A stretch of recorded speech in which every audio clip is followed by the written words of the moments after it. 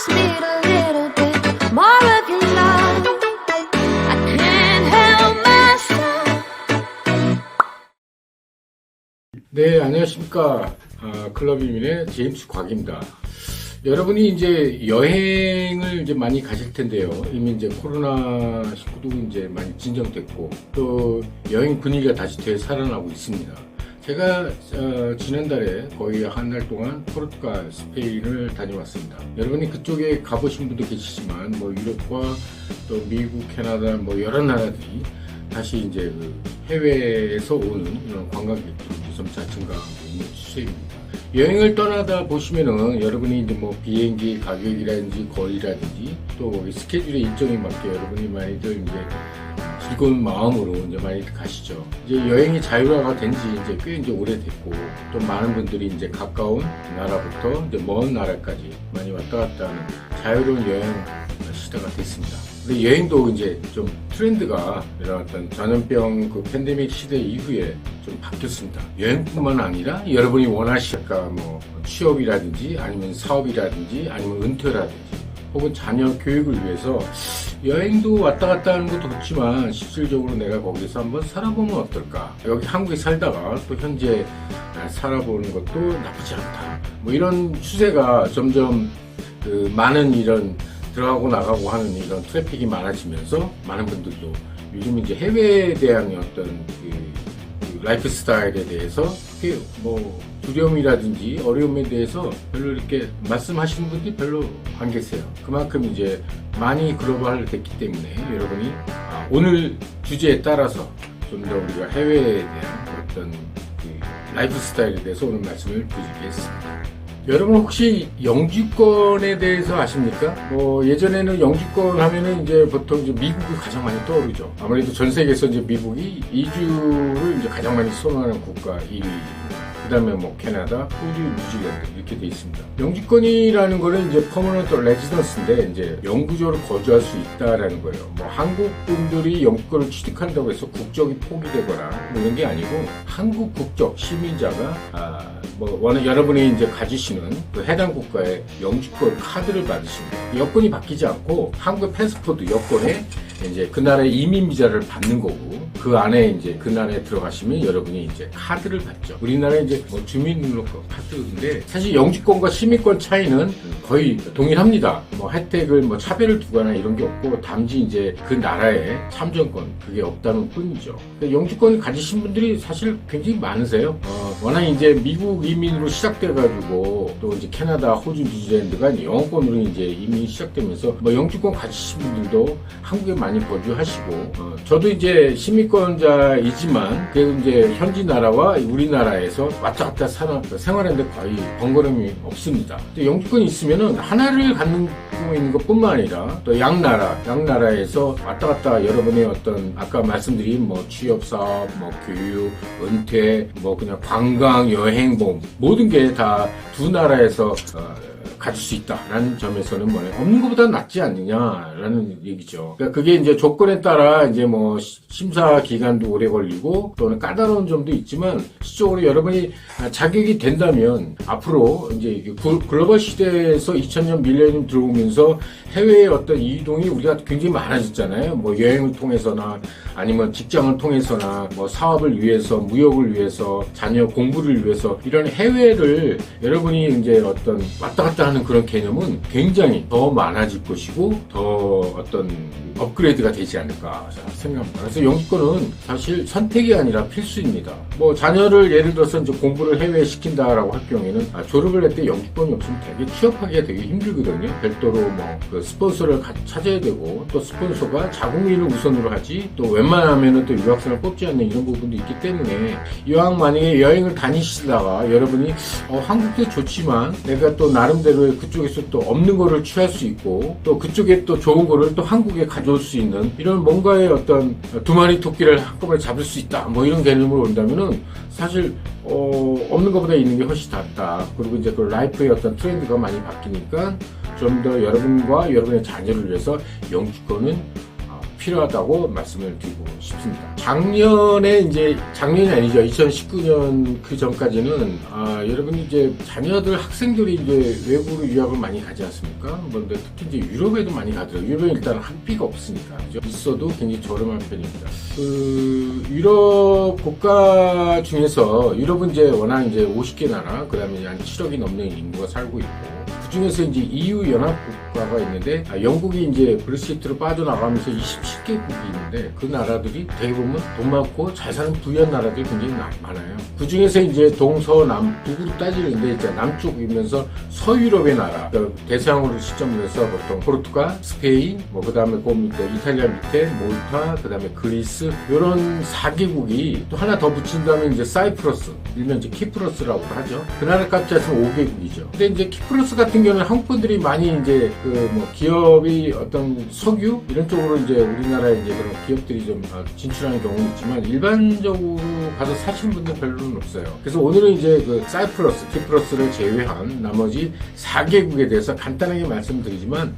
일단은 유럽은 영주권 제도가 원래는 없습니다. 장기적으로 뭐 8년 이상, 뭐 9년 이상 거주를 해서 영주권 받은 다음에 시민권은 별도로 뭐 원하시면 여러분이 그 나라의 국적을 가질 수 있습니다. 일단은 유럽의 이런 나라들이 이제 2012년 골든비자를 통해서 이제 시작됐는데 제가 이 말씀 드리는 이유는 아까 말씀드린 영주권을 한번 가져올 필요가 있을까라고 했을 때 그 나라들 중에 이제 일단 북유럽은 잘 살잖아요. 그러니까는 아무래도 투자이민도 있다면 굉장히 액수가 100만, 1000만 단위니까 별로 이렇게 투자이민을 반가워하지 않고 이민에 대해서 좀 보수적입니다. 그 다음에 이제 동유럽 같은 경우는 아무래도 이제 여러분이 가실 때 뭐 여러 가지 다양한 어떤 루트로 가실 수 있지만 실제 일반적으로는 인프라가 좀 부족한 경우가 좀 많아요. 일반적이지 뭐가 없다든지 뭐 찾기 되게 힘든 경우가 많고 이 남쪽 같은 경우는 보통 이제 날씨가 따뜻하고 하니까 외국인 관광객들이 굉장히 많습니다. 일단 오늘 말씀드리고 있는 거는 이제 4개국 포르투갈, 스페인, 몰타, 그리스 이 나라 중인데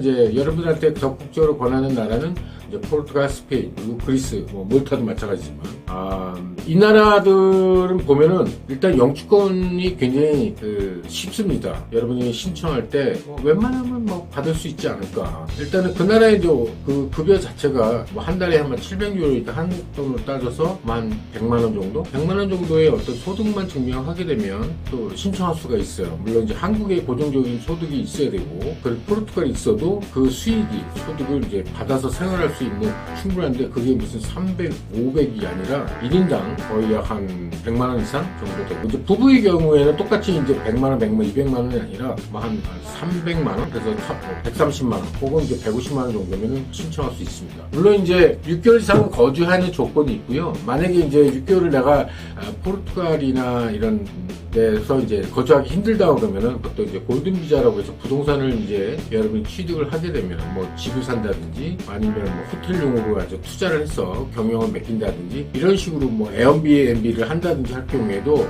투자를 하는데 이때 투자가 이제 28만 유로니까 한 3억 5천에서 한 4억 정도, 그 다음에 35만 약 한 5억 5천 정도, 그 다음에 50만 유로 이상 약 한 6억 5천에서 한 7억 정도 보시면은 여러분이 1년에 한 일주일만 포르투갈 계셔도 한국에 계시면서 뭐 더 이상 거기서 그 이상에 거주하셔도 문제가 없죠. 그럼 1년에 뭐 일주일 정도만 거주를 체류를 한다 하더라도 5년의 오류 이후에 여러분이 영주권과 시민권을 선택해서 취득할 수 있습니다. 일단은 유럽 같은 경우는 처음부터 영주권 주는 나라도 있긴 합니다. 뭐 그리스 같은 경우는 한 4개월에서 5개월이면 영주권을 받긴 합니다. 또 이제 기타 뭐 몰타도 마찬가지고 가장 많이 지금 선호하는 국가가 이제 포르투갈이에요. 일단은 그 나라가 따뜻하고 기후의 영향인지 모르지만 따뜻한 국민, 그 다음에 친절 국민이 굉장히 이제 유명하고요. 그 다음에 저렴한 물가, 아무래도 물가가 굉장히 저렴한데 이제 한국에 비해 한 2분의 1 정도 저렴하고, 그 다음에 치안이 굉장히 안전해요. 그리고 이제 전 세계에서 이제 평화로운 국가에 뭐 3위도 되고 뭐 5위도 되고, 그다음에 아이슬란드, 뉴질랜드, 뭐 덴마크, 그 다음에 포르투갈 뭐 이런 식으로 돼 있고요. 또 관광객들이 많아서 아름다운 그 어떤 문화 유적지가 굉장히 많습니다. 그래서 우리나라에 비해서 좀 더 뭐랄까 사는 그런 어떤 방법들이 좀 다르긴 합니다. 포르투갈을 가보신 분도 계실 테지만 안 가보신 분도 계시죠.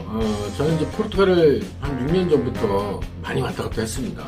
저도 이제 뭐 은퇴도 생각도 하고 또 거기서 또 재밌게 좀 살고 싶습니다. 일단은 뭐 시간과 돈 때문에 그런 거죠. 모든 분들이 뭐 해외에서 산다는 게 그만큼 좋지만 시간이 없어서 뭐 돈이 뭐 안 돼서 뭐 이런 이렇게 먹고 살아야 되니까 이런 부분이 있는데, 사실 이제 그런 조건이 어느 정도 된다고 하시면 아까도 말씀드렸다시피 이제 영주권을 받게 되면 포르투갈 같은 경우는 뭐 1년에 일주일만 거주해도 되고, 또 거기서는 이제 외국인도 이제 그 대출을 해줍니다. 많게는 60, 70%까지 대출을 여러분이 이제 주택 가격에 담보로 대출을 해주니까 뭐 한국에서 뭐 집이 있더라도 세컨하우스로 구입할 수 있고요. 아니면 한국에서 있으면서 주로 이제 거기서 집을 대출을 받아서 집을 쉽게 구입할 수 있습니다. 일단 포르투갈은 이제 뭐 축구로도 잘 알려져 있고, 뭐 워낙 이제 오랜 뭐 16세기, 17세기 이제 대항해 시대에 이제 뭐 세계도 많이 이제 지배도 했고 식민지를 많이 이제 만들기도 했습니다. 여튼간에 이제 포르투갈은 우리 면적은 우리나라와 거의 비슷해요. 근데 인구는 이제 한 1,100만 명이니까 이제 서울의 인구 1,100만 명도 되는데 그 인구가 포르투갈 전체 인구니까 아무래도 우리가 이제 거의 5천만 명이 넘으니까 그 포르투갈 사람들에 비해서 보통 5배가 인구가 많은 거죠.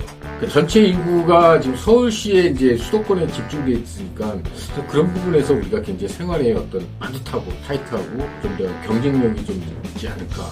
굉장히 굉장히 치열하게 우리가 살 수밖에 없지 않을까라고 생각이 듭니다. 일단 이제 포르투갈은 이제 그런 어떤 국토 면적이 우리나라 비슷하지만 인구는 그만큼 적고, 그래서 이들의 어떤 그 공간적인 개념이 굉장히 넓은 편이죠. 아무래도 이제 거주 지역도 좀 더 많아지고, 또 시간적인 개념으로 이제 뭐 천천히 해도 뭐 급할 게 없어요. 우리는 이제 아무래도 인구가 많다 보니까 좀 더 빨리 해야 되고, 내가 이제 다른 사람보다 좀 더 일찍 일어나서 빨리 이제 늦게까지 일도 열심히 해야지 되는 건데, 이제 포르투갈이나 대부분 유럽 자체가 면적에 비해서 이제 인구가 그렇게 많지 않아요. 유럽도 전 세계의 나라, 우리나라 마찬가지로 고령화 시대에 접어들었기 때문에 이제 해외 이민자를 많이 받아들이는 거거든요. 우리나라 같은 경우 이제 해외 이민자가 이제 그 제도가 이제 거의 없다시피 하죠. 있어도 이제 뭐 유럽이나 미국 사람들이 이제 해외에 우리나라로 뭐 이민 제도가 있어서 오는 것도 아니고, 주로 이제 일손이 부족한 이런 경우에 이제 우리가 이제 동남아시아 분들이 이제 많이 오긴 하는데, 우리나라의 어떤 인구 절벽, 고령화 시대, 출생률, 전 세계 저하 이런 걸 비교한다면 아무래도 이제 이민 제도가 되게 좀 중요하지 않을까, 미래에. 인구는 결국 국력인데 그런 부분에서 좀 아쉬움이 많이 가곤 합니다. 여하튼 포르투갈은 여러분이 쉽게 갈 수 있고 또 영주권 자격이 갖춰질 수 있는데, 일단 그것도 이제 잠시예요.